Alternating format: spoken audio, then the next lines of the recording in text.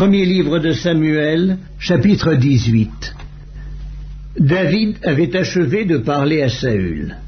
Et dès lors, l'âme de Jonathan fut attachée à l'âme de David, et Jonathan l'aima comme son âme. Ce même jour, Saül retint David et ne le laissa pas retourner dans la maison de son père. Jonathan fit alliance avec David parce qu'il l'aimait comme son âme. Il ôta le manteau qu'il portait pour le donner à David, et il lui donna ses vêtements, même son épée, son arc et sa ceinture. David allait et réussissait partout où l'envoyait Saül.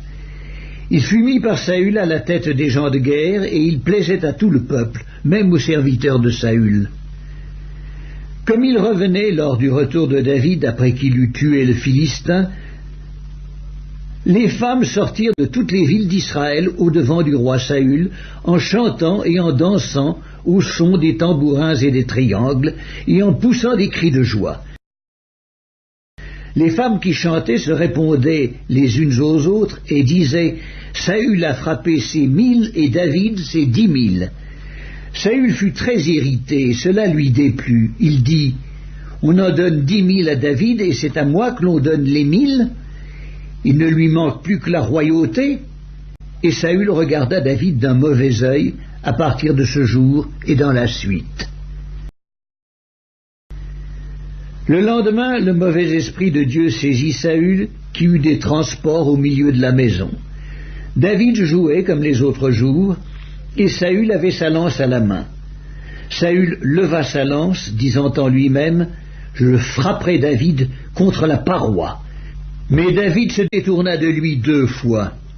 Saül craignait la présence de David, parce que l'Éternel était avec David et s'était retiré de lui. Il l'éloigna de sa personne et il l'établit chef de 1000 hommes. David sortait et rentrait à la tête du peuple. Il réussissait dans toutes ses entreprises et l'Éternel était avec lui. Saül, voyant qu'il réussissait toujours, avait peur de lui, mais tout Israël et Juda aimaient David parce qu'il sortait et rentrait à leur tête. Saül dit à David « Voici, je te donnerai pour femme ma fille aînée, Mérab.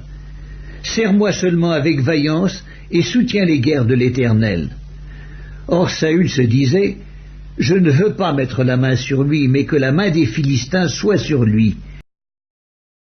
David répondit à Saül « Qui suis-je et qu'est-ce que ma vie, qu'est-ce que la famille de mon père en Israël pour que je devienne le gendre du roi ?»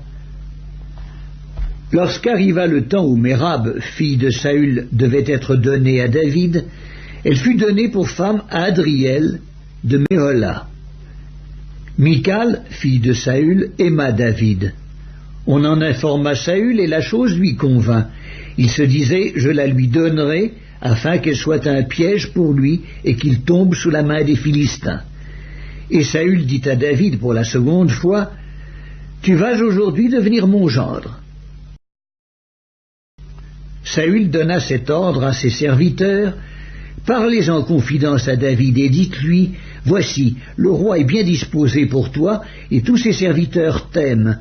Sois maintenant le gendre du roi. » Les serviteurs de Saül répétèrent ces paroles aux oreilles de David, et David répondit « Croyez-vous qu'il soit facile de devenir le gendre du roi?